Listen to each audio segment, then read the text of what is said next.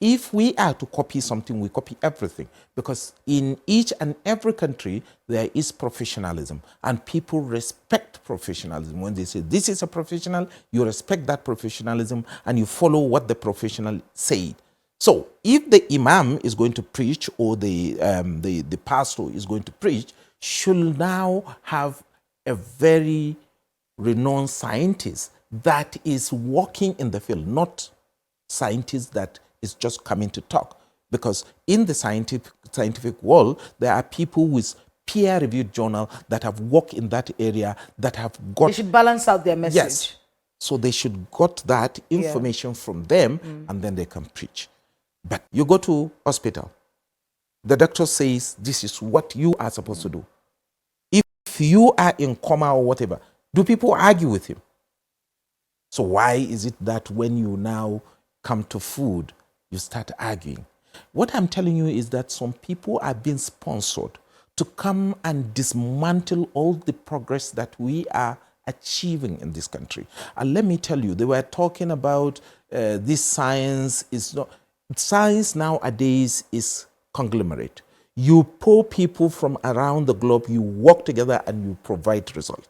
It's not for one person. No, it's conglomerate of people, scientists coming together.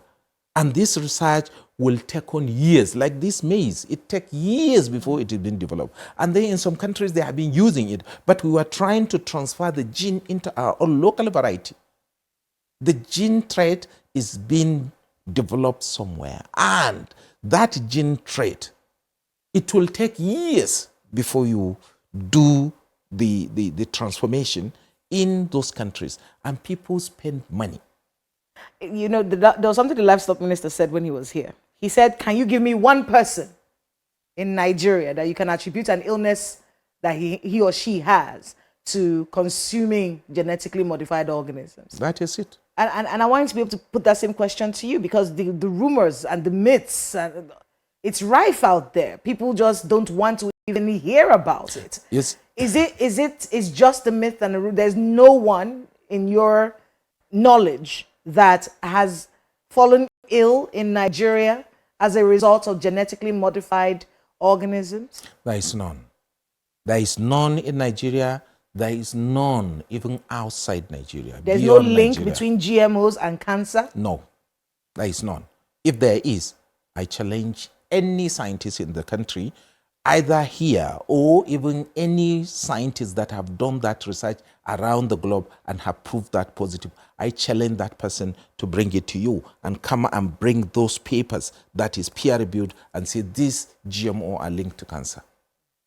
That is a challenge. It is none in existence. Nothing like that. So you see people are being sponsored to pass this misinformation, this message out there. Why? To what end? Why do you think they're doing that? You see, there are two things to my own understanding. One is a trade. Those people that are selling the crops, they are selling the seed, they are selling this commodity to us. They don't want to lose their market. Despite that, they are selling the GMO, but they don't want us to develop the GMO by ourselves. Because when we develop, we are not going to sell, we are not going to buy from them. And then in their countries, they will lose jobs, they will lose, the farmers will lose everything. Because they depend in Nigerian population, they depend on Nigerian population, over 200 million people. It's a big market. Yeah.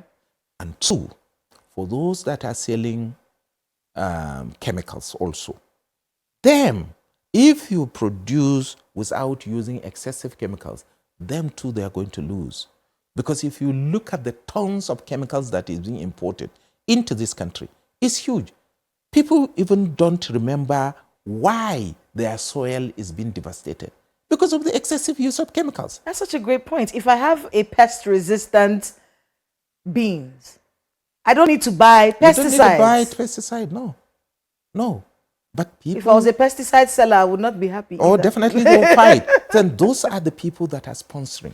They are deploying huge amount of money to fight this so that we remain where we are, we remain market to them.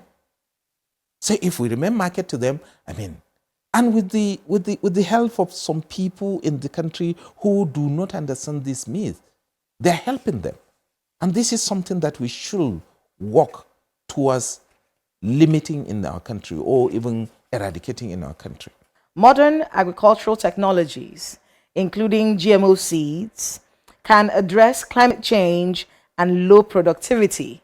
In concrete terms, I want you to tell me, what should Nigerians expect to see in the next 5 years? Those were your words. To be honest with you, if we use technology, if we use scientific method and the scientific deliverables, we are going to be feeding ourselves in the next 5 years because our people are hardworking.